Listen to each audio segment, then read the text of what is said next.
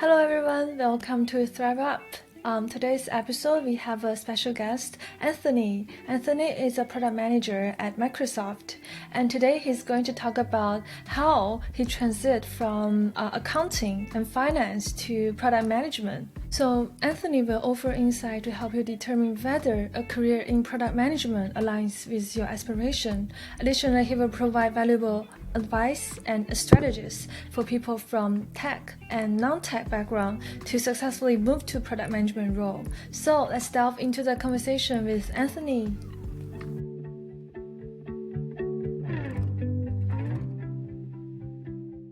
So my morning routine, I wake up, I get ready, I grab breakfast, I start up my machine, and the first thing I do is I check my emails, my messages, my notifications that I might have gotten overnight. I'm also checking in on some key performance metrics and analytics just to see if there's anything unusual. And while I'm eating breakfast, I'll probably spend a little bit of time just catching up on some tech news. And once I have all that done, I'll prioritize my day using Microsoft Planner. So later in the morning, that's when we have our daily stand-up meeting. That's when me and my developers, we come together, we review the workboard, we discuss progress, upcoming tasks, and any roadblocks that anyone has. After lunch, it's usually going to be a big mix.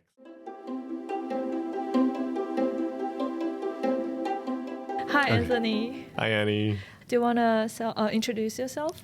Yeah, for sure. So hi, everyone. My name is Anthony. I was born and raised here in Vancouver. I went to school here initially for accounting and finance, actually, but eventually realized that it wasn't the right path for me. And so that was when I decided to make a full pivot into tech and PM, and where I absolutely just fell in love.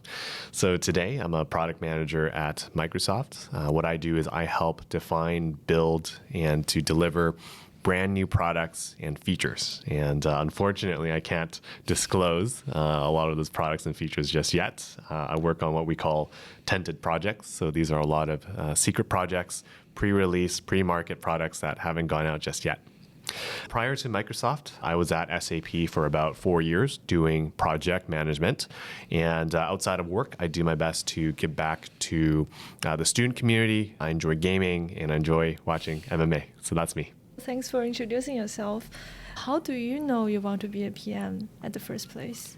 So after finishing my first internship in the financial industry, I realized that it just wasn't right for me. Oh. And talking to some of my friends who had completed some internships in tech, they would tell me how different the tech industry was. And so that got me really curious. And I decided that I wanted to give it a try. But I had to figure out what role in tech I would apply to. You know, what makes the most sense for me.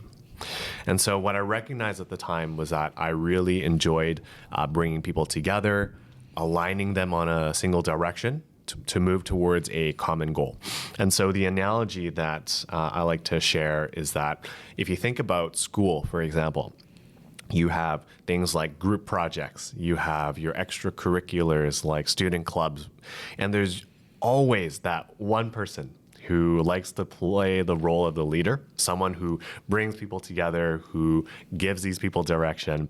And so I thought, if I enjoyed doing that in school and in my extracurriculars, then maybe I'd enjoy and excel in doing that as a career. And so that was when I decided I wanted to first explore project management. And I landed my first project management internship at SAP, immediately fell in love, never looked back, and here I am today. Cool. I'm so curious, how do you know finance wasn't for you?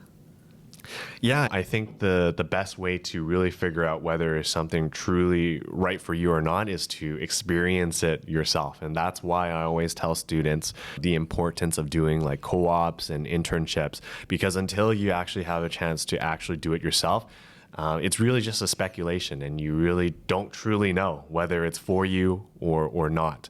And so for me, having the experience going through finance, seeing it, experiencing it myself, that was when I realized that I have so much respect for those who can go through this path, but it just wasn't the right opportunity for me.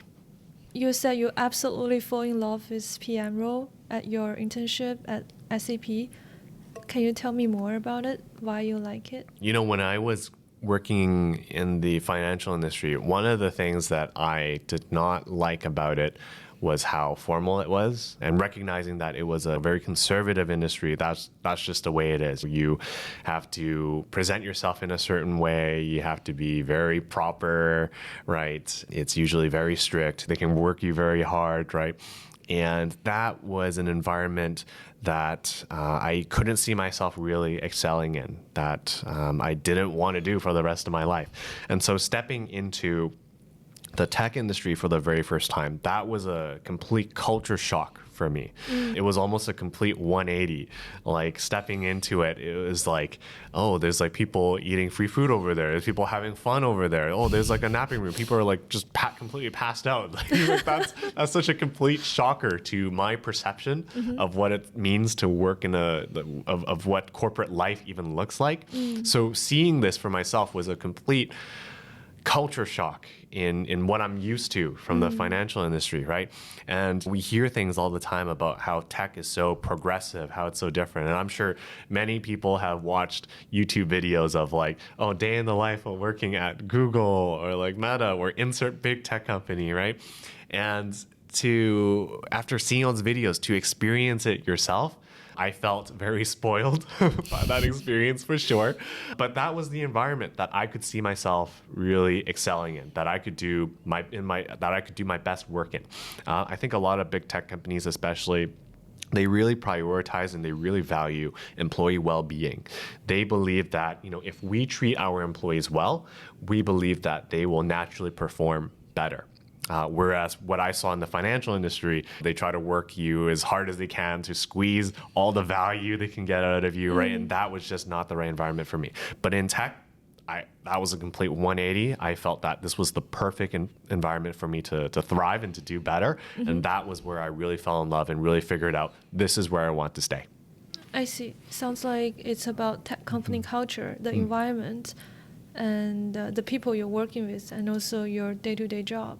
Yeah, absolutely. You mentioned that you were studying business with a finance background. Then have you ever doubt yourself when you apply for PM role? Yeah, absolutely. The biggest doubt I had was how I was going to make a pivot into tech and to leave behind everything that I had built up to this point. Basically, I felt like I would have to start from scratch if I was to make such a transition. But at one point, there was a realization that I made that really helped push me forward in that if I were to make this transition, I knew that for myself personally, that I could only be successful if I was really willing to go above and beyond, if I was truly willing to commit to that. And an analogy that I'll share here is, if someone comes along from a traditional background and they spend an effort of X into their learning, their job applications, their networking, their interview prep, for me to succeed in competing for the exact same role here, I would need to put in an effort of not only X, but X plus Y. Like I had to be willing to go above and beyond, and it's not going to be enough for me just to try to match the level of effort as others, especially if I'm trying to make a pivot here. I learned that especially if you come from a different non-traditional background, at the end of the day, the burden of proof is going to be on you to demonstrate that you can add value. And so because I was able to recognize and to adopt this mindset early, it really pushed me to work even harder and even smarter if I really wanted a healthy chance at competing against other people who do come from more traditional backgrounds in tech. What do you suggest people to work harder and smarter? I think there are many different ways to go about it. There's certainly no one single answer. But what I would say is try to figure out like what is your edge, like what is your superpower that you can bring that really sets you apart from everyone else. Because you have to remember that everyone takes the same coursework. Everyone does the same courses, the same school projects and whatnot. If you're just following that path, typically that might not be enough to differentiate you against all the other competition going for certain roles. And so it's really thinking about what interests you, where you're willing to go above and beyond that, whether you're going to do self-learning, taking on additional courses on your own time. Maybe you're working on or you're working on personal projects, or you're going after certifications, right? And hopefully you're doing all of these things out of passion. Hopefully you're not doing it out of thinking it's like chore work or anything, right? But if you're able to identify things that you're interested in, where you're willing to go above and beyond, I think that's where you can start to identify differentiators, identifying superpowers that you may be able to bring that other people may not be able to. So that's kind of how I approached it. To summarize, it is to identify your interests, your superpower, your passion, and then really commit and put effort. Is that? Yeah, exactly. What do you think of it when people are confused about their passion, confused about whether they should work in tech? Yeah, that's a great question. I wish I had the perfect answer myself, and I think for most people, they're always exploring. I don't think it ever truly ends. I think a lot of people, when they look at graduates who have landed dream jobs in all these big tech companies, they think that they've made it, that they're set for life, right? But that's actually not really the case, where even though you've made such a big milestone, you just look at the next thing, the next set of problems, the next set of challenges that you have. There's never a end destination. It's only the beginning of another journey, right? I think I'll go back to something I'd mentioned earlier, that, if I think the only true way to figure out whether something is whether it's right for you or not, whether it's something you can really imagine yourself doing for the rest of your career, is to actually experience it yourself. You can do as much research as you want, you can talk to as many people about it as you want, but at the end of the day, they're really just ideas and speculation. But until you actually get to try it out yourself, then you'll truly figure out, is this actually right for me? Does this actually align with my values and what I want to do? So I say experiential learning, like that's probably the best way to really figure out and to really validate what's right for you and what's not. Thank you. That's a really great point. I'm curious, since you're a PM, what's the most common way to become PM? Sure, yeah. So the most common way to break into product, I would say, is to apply through an APM program. So APM stands for Associate Product Manager. So a lot of the big techs, they all have an APM program that's designed to train and to develop entry-level PMs. And being part of an APM program typically also comes with the benefit of doing multiple rotations across different teams so that you can learn different things and get a wide range of exposure. And you also get things like exclusive mentorship and also different career development opportunities. But if you are already in the industry and if you're not eligible for an APM program, I'd say the next most common path is to transition into PM from an adjacent role. So that could be, software engineer, product marketing, business analyst, etc. I see. I'm a developer right now. If I want to transfer to PM, what should I do?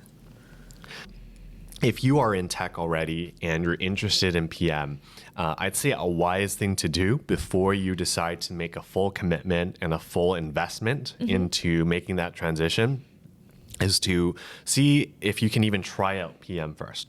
See if you can talk to your manager or talk to your PM. Let them know that you have an interest in learning more about how products get built from more of a strategic, bigger picture perspective, and see if they can even approve, even just letting you allocate 10% of your capacity towards maybe shadowing your PM and helping them with some basic PM tasks.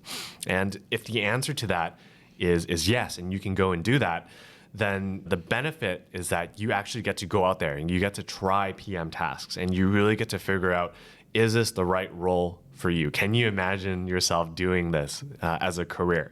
If it is, that's great. You should continue investing in your learning and upskilling and looking to make that transition over. But if you learn that in that experience that it's not right for you, you actually don't enjoy doing those tasks, then you've saved yourself a whole lot of headache there. Imagine making that full transition only to realize that you hate it and you don't want to do that at all, right? What an awkward way you have to awkwardly transition back to being a software engineer, right? So I think this leans back on to the common theme that I've been hitting on, is that try it out. You got to find a way to try it out yourself. I think that's the only real way to validate whether it's right for you or not. I see. Yeah, in my company, we do have short-term assignment and also 20% project to help you do internal transfer by having some experience first. However, if I'm not in tech, how do I get this experience? How do I know PM is something for me? Where do I gain this experience? Yeah, that's a great question as well. So one of the great things about the tech industry is how progressive it is and how inclusive it is of people of all backgrounds. So a lot of the big tech companies, they all have what we call apprenticeship programs that are specifically designed to hire and to develop current professionals who are looking to make a pivot into tech. So speaking to Microsoft, I'm on the hiring committee for a program called Microsoft Leap, and this is a program where we have seen folks from everything from professional chefs to car salesmen come through the Leap program, and with the right coaching and mentorship, we help them build the fundamental skills and knowledge that they need to successfully pivot into a tech role. So these apprenticeships, they're almost like internships. They are short-term, typically 4 to 8 month commitments for existing professionals to come through to try something out, see if they enjoy it, see if they can imagine themselves doing it. And we provide them all the right resources to help them thrive in it. And so I highly suggest anyone who is in a similar situation where you're a current working professional, you're interested in tech, but you're not sure whether you want to make the full pivot just yet, I think looking into an apprenticeship program like Microsoft Leap could be a great first step into your experimentation and exploration into tech. Oh, is there a certain requirement to apply? Yeah, so that's a great question as well. And I can't speak for every single apprenticeship program because different tech companies will have different programs with different qualifications and different requirements. You would have to maybe do a little bit of research to figure out what are some of the differences between the different programs, what are different companies looking for in their apprenticeship applicants. What I can say is that these apprenticeship programs, they are designed to be inclusive hiring programs, which means that in general, they expect their applicants to not come from a technical background at all, to have little to no experience in it at all. And they're totally open to people of all different types of experiences and backgrounds. And maybe I'll touch a little bit on why we're looking for people of different backgrounds as well. So in big tech, and let's talk about Microsoft, for example. When we build products like whether it's the next edition of Windows or maybe it's like Word or Excel, these are products that are meant to be used by anyone in the world. So these products are meant to be inclusive of no matter who the user is. So for us, in order for us to build inclusive products, we need to have inclusive teams behind it. We need team members who represent different backgrounds, different experiences, who can share different perspectives in how users around the world can potentially use our products. If we were building our product teams or our engineering teams with people of all the same background, then we miss out a lot on underrepresented parts of our users. And so that's why it's so important to a lot of big tech companies that they try to hire people from other non-traditional, unconventional backgrounds as well, because it really helps us build more inclusive products for inclusive users. Thanks for sharing that. What do you think are potential challenge for people who want to transfer to PM? Yeah, I've talked to so many people who have told me that they want to transition to PM, but where I see a lot of them struggle is just getting started. I often see that they spend a lot of time thinking about what is the perfect course they should take, the perfect video to watch, the perfect program they should follow. And they're stuck in what we call analysis paralysis, where they're spending a little bit too much time thinking about it, but they're not spending enough time actually doing things. And so my best advice here is to get started today on something. Anything. It doesn't need to be perfect.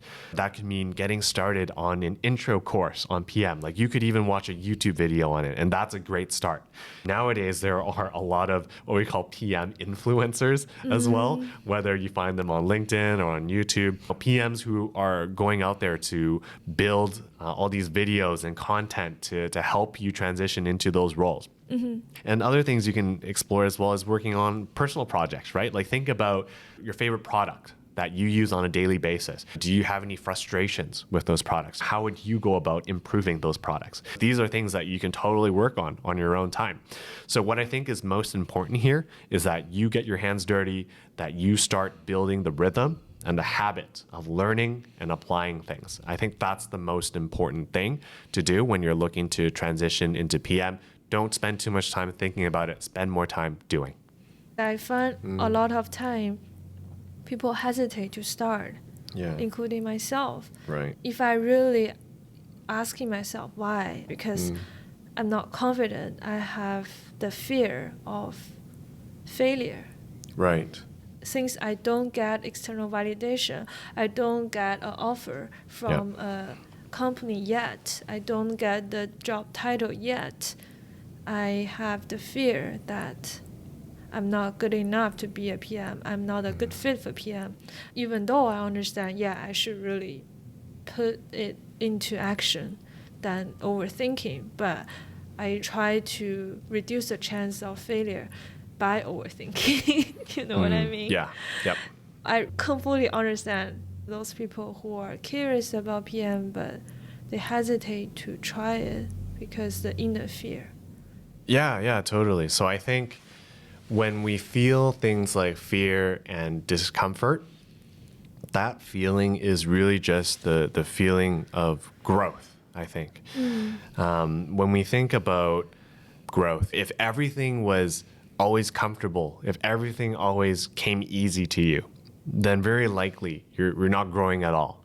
And so what I think is important for a lot of people to understand and to hopefully adopt is to embrace that fear inside of them, and to understand that this is actually, behind it is actually just growth.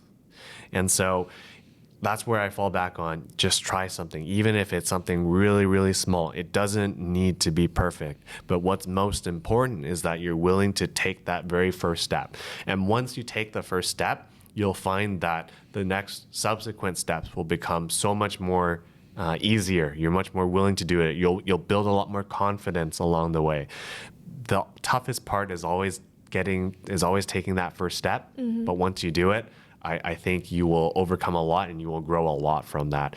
And so I think it's really important to figure out how you can channel that imposter syndrome and that fear and to channel it into something positive to potentially motivate you. What would you say to those people who are hesitate to have their first step? Yeah, I'd say for me personally, what I found really helpful back in the day was finding a friend who was maybe in a similar situation. Maybe they're looking to explore into something, they're looking to transition into something. And then working with that friend almost as like an accountability buddy, like having someone there who can keep you accountable to achieving like a milestone, for example. So maybe back in the day, what I would do with a friend of mine is we would set almost like weekly goals for each other. To say, by the end of the week, I want to accomplish this, you want to accomplish that. Let's check in with each other maybe midweek to see how things are going, and let's keep each other accountable. And having a friend who you can work with throughout this process, for me personally, I found it to be a lot easier. Going through it, I don't have to go through it alone. I could have someone who's there who could provide moral support, who could provide comforting words if I ever needed it, right? And I would do the same for them, right? And so that's one strategy that you could potentially employ, but that certainly worked for me. accountability partner, right? Exactly. What are good ways to find accountability partner? I think the easiest one is to just look around at people around you, friends or even family, see if they are also working on their own things. And if they're not working on their things, maybe they would still be willing to help you, right? But if you don't have anyone around you who is available to help you at the time, you can also try exploring online. So online, I'm sure there are many, whether it's developer communities or PM communities that are online, whether it's on Slack or like Discord or any other platform, where people are there because they want to grow and they want to learn. And so given that there's so many like-minded people, you may be able to connect with some of those, and you may be able to work with them and work with each other to improve each other and work towards your goals and milestones. And so I would say maybe look around yourself first, but if there isn't anyone available, you can certainly try online. And I'm sure you're bound to find someone who's in a similar position as you. Thanks. I think that's really great suggestions. I've been wanting to do this podcast for so long, but I have so much doubt. This year I met some like-minded people through Meetup, and they support me and make this content creation more accountable. So I can totally relate on how powerful the accountability partner. Yeah, totally. And look how far you're at today. We're doing this podcast today, and who knows how long ago this was just an idea in your head, right? But you were able to push through and make it a reality. And after you make the first step, the subsequent ones will just be so much easier. And now you have a full community here who's, ready to support you. And I'm always happy to be a part of the podcast as well. And so, we're growing together. So this is fantastic. Yeah. Thank you. Now ChatGPT and a large language model become so popular. It affects our daily life, it affects our work so much. I'm curious, how does AI affect your role as a PM? Yeah, for sure. So it's certainly been super interesting the past couple of months or even the past year with how far AI has grown. And especially at Microsoft with our partnership and partial ownership of OpenAI and ChatGPT. So it's opened up a whole world of interesting projects here. So from a PM's perspective, the rise of AI certainly impacts our work in a number of ways. And there are certainly new questions that PMs should always be considering and always be asking themselves. What question? Yeah, like one being, can AI be integrated into my own product or my own feature set to better help my users accomplish their goals? Does it even make sense to apply AI, or am I just doing AI for the sake of AI? I think that's a big danger out there as well, where because AI is such a popular topic, such a hyped up topic, that a lot of product managers or any other product teams, they are applying AI just because it's AI, right? And they're not really thinking about the problem set that customers have. They're starting with AI as the solutioning first. And I think that can be a really big problem for a lot of companies, for a lot of product teams. And so thinking about, does it make sense to integrate AI? How does that really help my customers? Does that really solve their problems? Am I really adding value, or am I just doing it for the sake of doing it? I think other questions PMs should also ask is whether they can use AI to help them become a better PM, whether that's helping them automate more routine tasks in their day-to-day work, or even acting as a sounding board for new ideas and getting feedback from AI. I've actually asked ChatGPT a couple of questions before, just to. Unfortunately, I can't really disclose them because. Sorry. No, it's all good. But just asking like ChatGPT is almost like as a sounding board, just getting feedback in terms of my own thoughts and maybe anything that I may have missed myself. So I've certainly used it in that capacity. But even if, as PMs, if we choose to not apply AI in our products, I feel that as PMs, we still need to understand the fundamentals of AI, because I certainly know that my competitors are going to be considering it, and any decisions that they make will certainly influence the decisions that I'll make. And so it's simply not acceptable to be fully ignorant of AI. And so I think it will be really important for product managers to really gain a core fundamental, at least a high level understanding of AI and how it may be applicable to their work on a day-to-day basis. Yeah. How do you define the foundation of AI that's required for PM? Right now, I don't have a perfect answer to that. I think it really goes back to doing as much self-learning as you possibly can. Nowadays, whether it's YouTube or even Udemy, there are so many high-level foundational AI courses that you can take. And as you take these courses, you will start to identify there may be certain specific topics in AI that you are a little bit more interested in, that you may want to do a little bit more deeper dives into, right? Like maybe it's like topics like, I don't know, like machine learning, or maybe another topic is like LLMs or something. Once you take a high level overview course, you will start to find subtopics that may be interesting to you. And that could be a good opportunity for you to do even more exploration into those subtopics to build a little bit more depth into them. But AI can be a very large space. And so I think there's certainly a lot to learn there. And I think that as a product manager, as long as you are open and willing to learn and you're taking steps towards that, that's the most important thing. That's a great point. Since you're talking about your learning path to AI, I'm just curious in general, how much tech knowledge that PM should know? For sure. So that's a question that I get all the time in terms of how technical of a PM do I need to be to succeed? Yeah.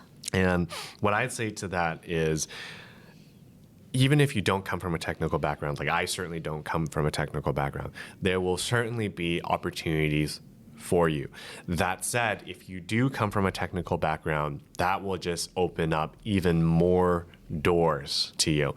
Now, when we look at what it means to set a technical bar, every team that's hiring for a PM, they will have a different technical bar. Like some could be really high, some could be like very basic and it's a very low bar. It really depends on the team. It depends on what products are they building. Are they very technically complex? Are their customers technical? If the answer to that is yes, then very likely the technical bar is going to be very high for that PM. Just because they need to communicate with technical folks on a daily basis. But at the same time, I would say there are just as many products or teams out there where the technical bar is maybe not that high. Maybe it's fairly low. Maybe they need a PM who specializes in other areas, like PMs who are really experienced in like go-to-market, or PMs who have like a marketing background, or PMs who have a very strong design background. Like every team is looking for a different type of PM. Not every team needs a super highly technically complex PM. If you do come from a technical background, that certainly helps.